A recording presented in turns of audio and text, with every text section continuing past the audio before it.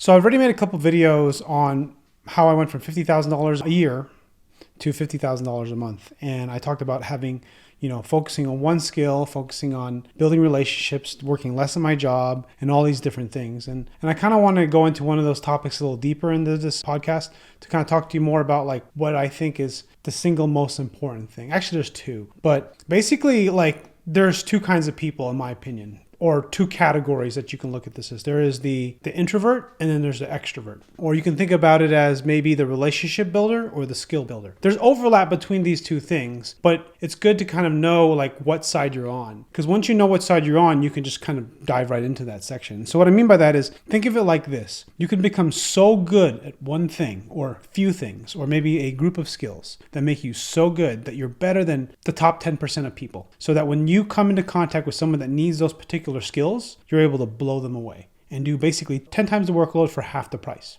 That is kind of like, I would almost put that person as sort of the introvert. That's sort of like where I am. And it was too much on that extreme because I didn't want to interact with people. I wanted to have minimal contact time as much as possible. I just wanted to be by myself, work behind a computer, and get an offer to convert and make a product and sell it. But it turns out that doesn't work really well because you need to work with other people because that's who pays you. Whether it be, even if you're on your own, you're selling a product to an end user customer, whether it be another business or it be a product, someone who buys something from you, like Apple selling iPhones or something, right? You're still dealing with people in some form. And people are the ones that allow you to collect data and get responses and get a feedback system. Having a feedback system or a feedback period just so that you can change your product, so that you can adjust your service, so that you can move with the marketplace. You got to think about it like the stock market, like, whatever, Tesla's trading at $250 right now, right? And sometimes it trades at 236 and sometimes it trades at 270, sometimes it goes much higher than that. But generally the thing is, it's just being able to move with the waves, being able to offer more value that people are willing to pay for.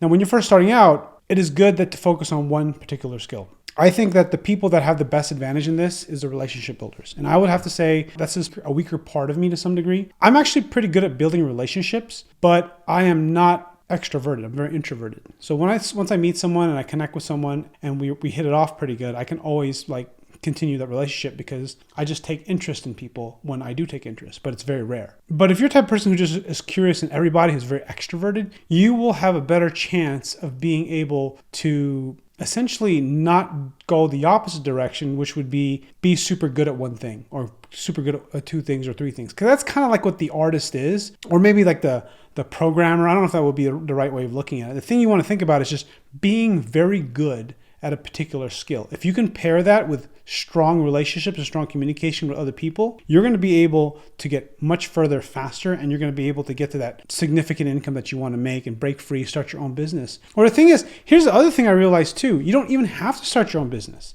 right? You can simply just be good, find somebody that is sort of the visionary, the big thinker, and you could latch onto them.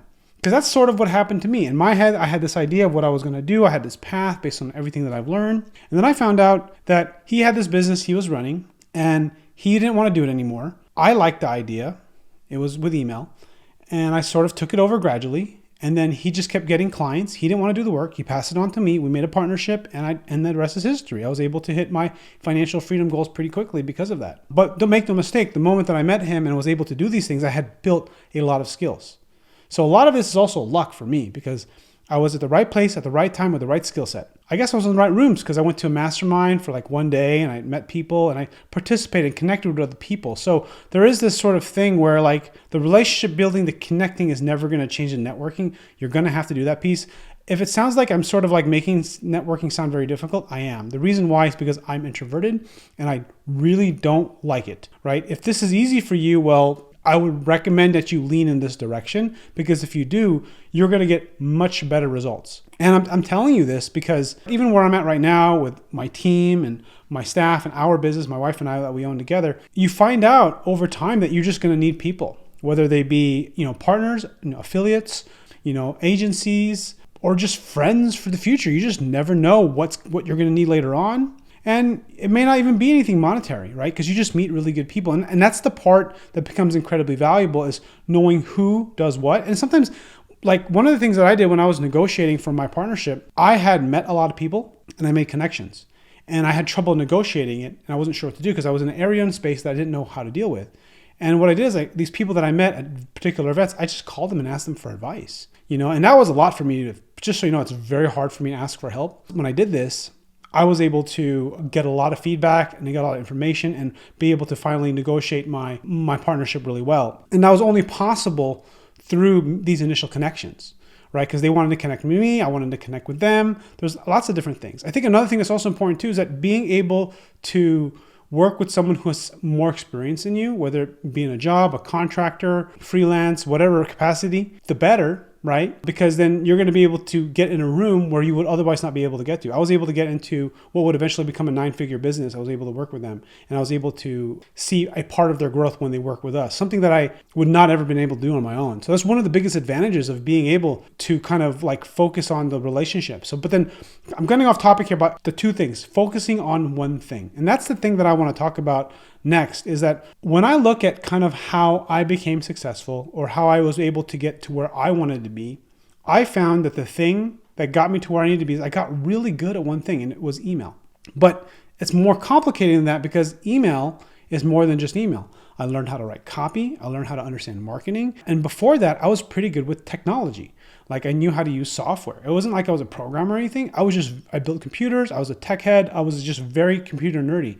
So what happened was I was able to basically navigate software faster than other people because I would meet other copywriters or I would meet other kind of business development people and affiliate managers. And no one was like me in that sense. I just took it for granted. I thought people knew this stuff. Like when I made my spreadsheet that told me the future or how to analyze data, I learned that people don't like that. There are people who do not like that. I mean, to me, that's kind of how out of touch I was of people, that there are different people who think in different ways. And I was the type of person that thought like, well, if I like it, everyone else should like it. And in regards to the workforce, at least, right? So that was something that kind of guided me. And then because I went really hard and deep into copy and understanding marketing, and it was something I was very fascinating in already, when I combined that with my technology skills of just learning how to use a computer, and I know it sounds kind of silly, but just being able to figure out, right, there's so much software that comes out and people are afraid to learn it, or people take long to learn it. It doesn't take me very long to learn software, right? So, and then on top of that, understanding like what the main goal is, which is to make money on email. Right. And then so I had these kind of raw skills that really didn't have a lot of experience. I was able to get into a situation where I could build experience making money for other people. And that was what led me to really building a skill set that allowed me to negotiate a partnership that allowed me to really kind of build the life that I want. And it's really doing that makes the biggest difference. It's really focusing in on that one thing. I mean, for some people, it might just be focusing on a product, right? Building a product, and you might make multiple products, and then you make a bunch of products that do okay. A lot of them fail, but some do well. And then you end up working for another person who has a product and you love their product and you want to be a part of it. And then you can make $1 million that way or $50K a month that way. It just depends, right? So those are just some examples of kind of how I think about it.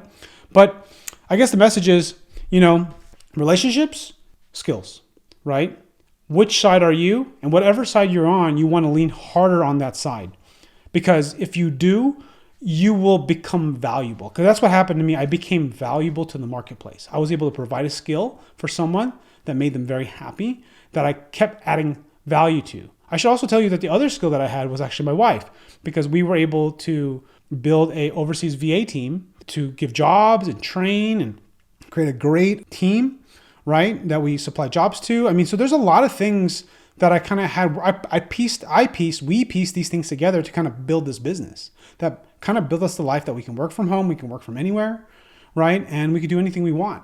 And then of course, while we're here, we want to get to another level, but then, we have 3 kids and, we're pretty happy. And it's one of those things where like, how much happier do I really need to be? That kind of thing. I guess that's what the next step is really making these videos and teaching, because I do miss coaching. I was a trainer for 17 years. So I guess that's really it. If you have a comment below or you have a question or a request for a topic, go ahead, leave it down below, and we'll talk some more soon. Thanks for watching.